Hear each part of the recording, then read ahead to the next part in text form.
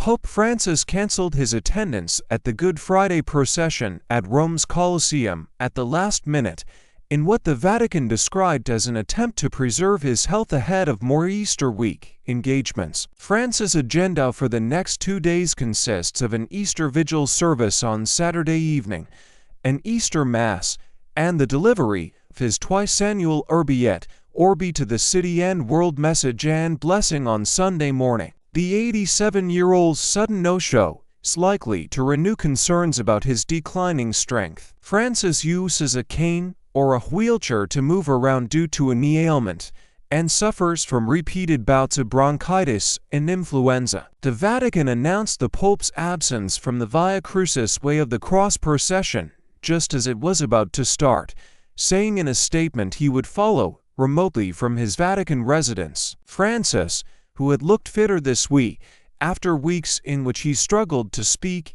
in public and cancelled some meetings, also missed the procession last year after recovering from a 4-day hospital stay for bronchitis. The Via Crucis at the Colosseum is a reenactment of Jesus' death by crucifixion, in which participants take turns holding the cross as they walk in and around the ancient Roman arena, stopping to pray and hear meditations. Nuns, priests, a hermit, charity workers, migrants and disabled people were among those who took part in the service, held in a monument believed to have been a place of martyrdom for early Christians. Francis personally wrote the meditations for this year, a first in his 11-year papacy.